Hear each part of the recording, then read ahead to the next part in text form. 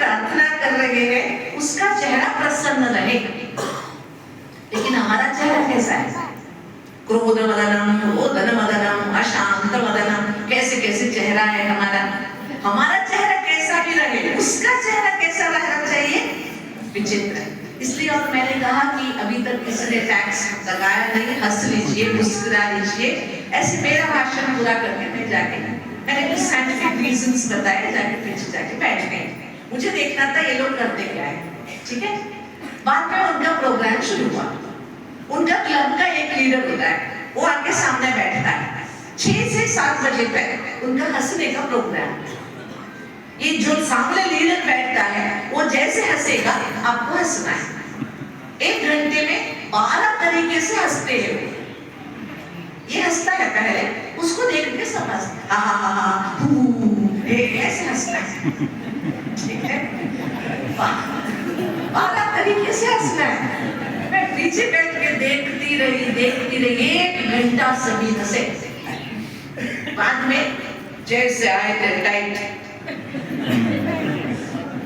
आप सोचिए 1 घंटा हंसने के बाद चेहरा कितना खुश होना चाहिए ना, लेकिन उनका एक थोड़ा भी बदलाव नहीं, जैसे आए थे टक टक टक टक। मैं देखती रही।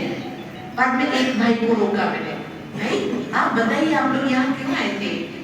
बोला दीदी हम इस क्लब के मेंबर है इसलिए आए थे। वो तो ठीक है, लेकिन आप लोग हंसे क्यों? तो उन्होंने बोला हम है ना महीने का 1000 रुपया फीस देते हैं हंसने के लिए, और हफ्ते में 1 दिन हंसने के लिए आते हैं। वो तो सब बात ठीक है, लेकिन आप हंसे क्यों? रीजन बताइए मुझे। नहीं दीदी कोई कारण नहीं था, हम हंसने के लिए पैसे देते इसलिए हम हंस। आप मुझे बताइए हमारे साधारण समाज में बिना कारण के कोई हंसता है तो उसको क्या कहते हैं? बताइए बिना कारण के कोई हंसता है तो उसको क्या कहते हैं? और ये बुद्धिमान लोग, बड़े बड़े लोग, एयर कंडीशन घरे 50 लाख की करोड़ की गाड़ी में चलने वाले लोग पैसा देख के हंसते हैं कि गरीबी आ गई।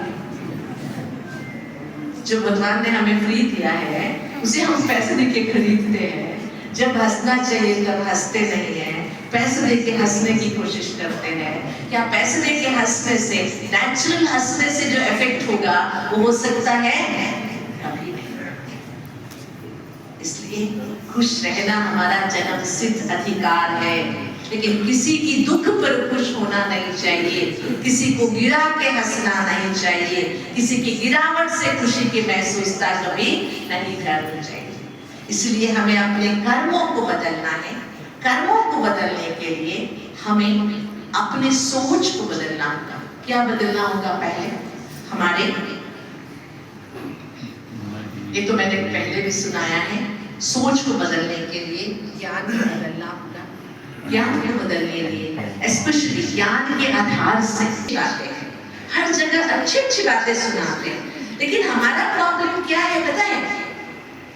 वो एक 3 गुड़िया की कहानी आप सबने सुना होगा। एक गुड़िया बेचने वाला रानिया में आया था, उसके पास एक जैसी गुड़िया थी, लेकिन उसमें 3 क्वालिटी थी। एक गुड़िया का कीमत 10 रुपया, एक गुड़िया का कीमत 100 रुपया, एक गुड़िया का कीमत 1000 रुपया था। देखने में तो सब इक्वल थे, लेकिन पूछा गया तूने गुड़िया की कीमत क्यों बढ़ाया है? तो उसने बोला जरा देखिए आप, ये तार लीजिए, पहले वाली गुड़िया के कान में डालिया, जैसे पहले वाली गुड़िया के तार डाला कान में, दूसरे कान से निकल गया। वो 10 रुपए वाला गुड़िया था, इधर से सुना इधर से निकाल दिया। 100 रुपए वाला गुड़िया जो था उसके कान में तार डाले तो जुबान से निकल गया, मतलब जो सुनता दूसरों को सुना देता। और तीसरी 1000 रुपए वाला जो गुड़िया था उसके कान में तार डालने से वो सीधा अंदर चला गया, मतलब वो जो सुनता जीवन में धारण करता। अब बताइए आप इन तीनों गुड़ियों में से कौन सी गुड़िया है? 10 रुपए वाला, 100 रुपए वाला, 1000 रुपए वाला, कौन सी गुड़िया है? और बनना कौन सा गुड़िया चाहिए? 1000 रुपए वाला। भगवान ने 2 कान दिया है, दोनों से सुनिए और एक में संभाला जीवन में। हाँ, ये बात सही है, सुनी हुई सभी बातें हम कर नहीं सकते, आई एग्री, मैं मानती, लेकिन शुरुआत तो कर सकते हैं। शुरुआत तो कर सकते हैं ना। इसलिए गीता कहती है अनन्याश्च चिन्तयन्तो मां ये जनाः पर्युपासते तेषां नित्याभियुक्तानां योगक्षेमं वहाम्यहम्। जो अनन्य भाव से मेरे चिंतन करेगा उनके योगक्षेम की सारी जिम्मेवारी मेरी। ये बहुत सुंदर शब्द है योगक्षेम। जो है वो संभालूंगा, जो चाहिए वो दूंगा। ये दोनों मिलकर योगक्षेम होते हैं। जो आपके पास है उसकी निगरानी मैं करूंगा, साथ में जो आपको चाहिए वो भी मैं दूंगा। चाहिए में वांट्स नहीं, नीड्स। चाहिए का दो अर्थ होता है। जो जरूरतें हैं उसकी मैं पूर्ति करूंगा। जो चाहते हैं वो पूरी नहीं होगी। क्या पूरी होगी? जरूरतें पूरी होगी। आपको पता है इस श्लोक का लास्ट सेंटेंस LIC वालों ने ले लिया है। आप जानते हो LIC इंश्योरेंस कंपनी है ना हमारी सरकार की, LIC लाइफ इंश्योरेंस कॉर्पोरेशन। इन्होंने 404 लाइन ले लिया, योगक्षेमं वहाम्यहम्। जिंदगी के साथ भी, जिंदगी के बाद भी। बाद में कोई नहीं आता। LIC वाले आते हैं क्या मरने के बाद आपसे मिलने? कोई आते हैं? नहीं। आपके रिश्तेदारों से मिलेंगे, आपसे कैसे मिलेंगे? जब हम शरीर छोड़ के चलेंगे। शरीर छोड़ के जाने के बाद हमने जो किया वो साथ चलता है। बैंक बैलेंस LIC कुछ भी नहीं साथ चलेगा, कर्म का बैलेंस ही साथ चलता है। इसलिए हमें कर्म पर अटेंशन देना। अब हम सुनेंगे अपने कर्म के खाते को अच्छा करने के लिए क्या करना है। गीता हमें क्या बताती है? योगस्थ कुरु कर्माणि संगम त्यक्त्वा धनंजय सिद्ध सिद्ध्यो समो भूत्वा समत्वं योगम् उच्यते। बहुत सुंदर डेफिनेशन है। आज 21वीं सदी योग की सदी है। हर लोग योग की बातें करते हैं। योग पतंजलि योग सूत्र बहुत फेमस हो गया है। पतंजलि योग सूत्र के अनुसार अष्टांग योग है इंपॉर्टेंट। योग के 8 अंग हैं। यम नियम आसन प्राणायाम प्रत्याहार धारण ध्यान समाधि। योग के 8 अंग हैं। यम नियम किसी को नहीं आता है? हाँ? ये जो 8 अंग है इसमें से पहला जो 4 है वो आत्मा के लिए, आगे का पहला जो 4 है शरीर के लिए, आसन प्राणायाम ध्यान धारण समाधि, प्रत्याहार ध्यान धारण समाधि, ये आत्मा दोनों मिलकर अष्टांग योग। लेकिन हम लोग क्या करते हैं? केवल आसन और प्राणायाम, प्राणायाम पर भी जोर नहीं देते हैं, ज्यादा से ज्यादा योगासन कर लेते हैं। लेकिन वास्तविकता में पतंजलि योग सूत्र के अनुसार योग का डेफिनेशन है योगा माना चित्त वृत्ति निरोधः। योगा चित्त वृत्ति निरोधः। मन की जो वृत्ति है चंचलता उसको स्थिर करना योग का उद्देश्य है। आगे चलकर पतंजलि योग सूत्र बताता है योगः स्वदर्शनाय च न तो प्रदर्शनाय च। योग स्वदर्शन के लिए है न कि प्रदर्शन के लिए। किसी को दिखाने के लिए नहीं है योग, स्व का दर्शन करने के लिए। What I am, what I want to be, what I am exactly, मैं क्या हूँ और अब क्या हूँ, मुझे क्या बनना है, मुझे क्या चाहिए, ये सब मुझे देखना है। ये स्व का दर्शन करना है। लेकिन ज्यादा से ज्यादा हम स्वदर्शन से ज्यादा परदर्शन ज्यादा करते हैं, है कि नहीं है? ये ऐसे, ये ऐसे, ये ऐसे, ये। अरे दूसरों की बातें करने से क्या आपका पेट भरेगा? आपका घर संभलेगा? कभी नहीं।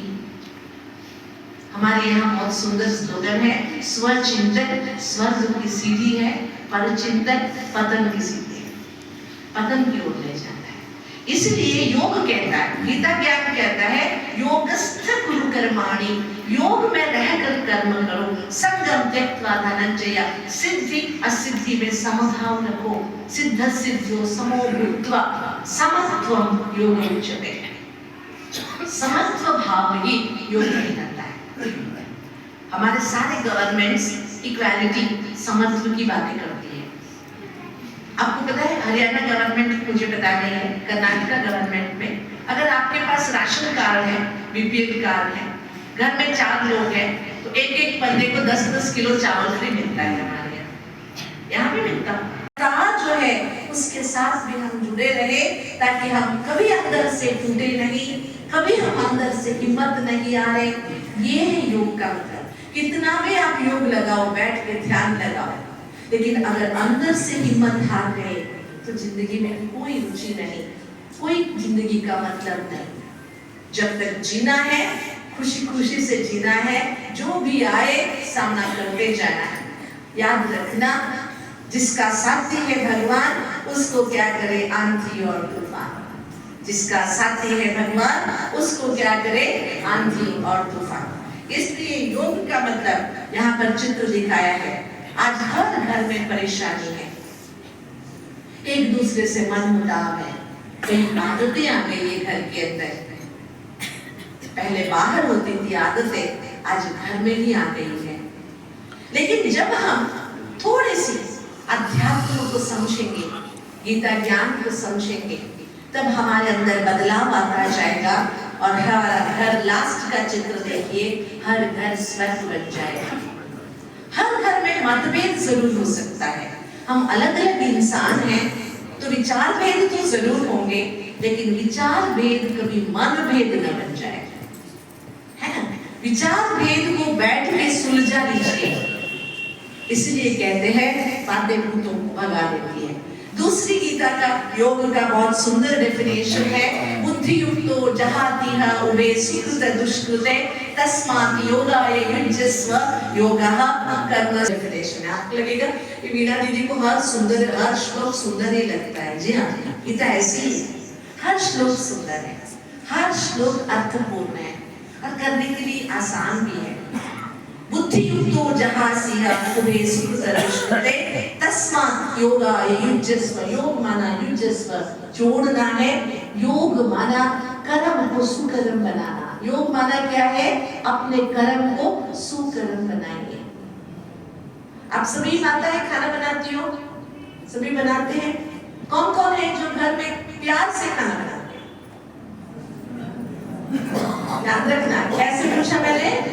प्यार से कौन कौन खाना बनाते हैं?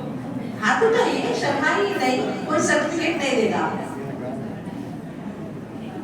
बहुत अच्छा, देखिए आप प्यार से बनाइए या झगड़ के बनाइए, बनाना तो आपको ही है। जब बनाना आपको ही है तो क्यों नहीं मुस्कुराते हुए खाना बनाए? आपको पता है सभी का दिल का दरवाजा पेट से जाके गुजरता है। अगर पेट ठीक है तो दिल भी ठीक होता है। और आप घर में जो, मैं आपको एक इंसिडेंट सुनाऊंगी।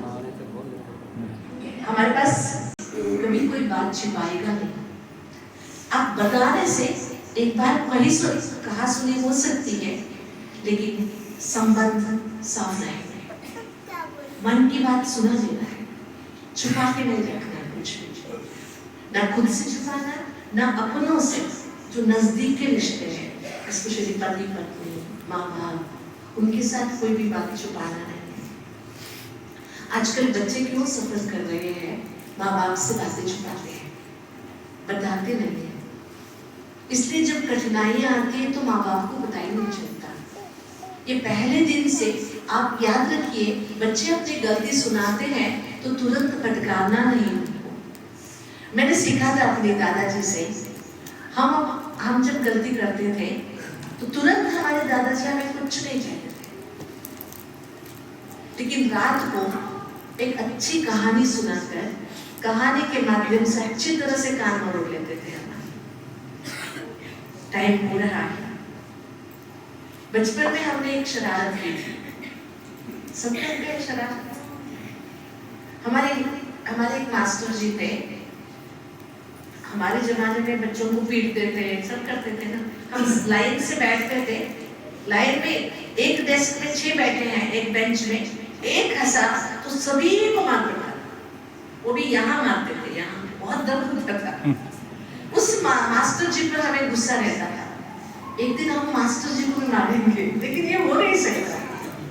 एक दिन क्या किया हमने, मास्टर जी से पहले स्कूल पहुंचे। हमारे यहाँ जंगलों में एक पत्ते मिलते हैं, एक तरह के पत्ते। वो पत्ते लगने से ना खुजली होती है, गांव वालों को पता होगा। यहाँ मिलता है क्या ऐसे पत्ते? और अच्छी खुजली शुरू हो जाती है, सूजन आ जाता है। वो पत्ते तोड़ के लाए हम और मास्टर जी के कुर्सी से लगा दिए, अच्छी तरह से उसको निचोड़ के मास्टर जी की कुर्सी पे लगा दिया। चुपचाप बैठ गए।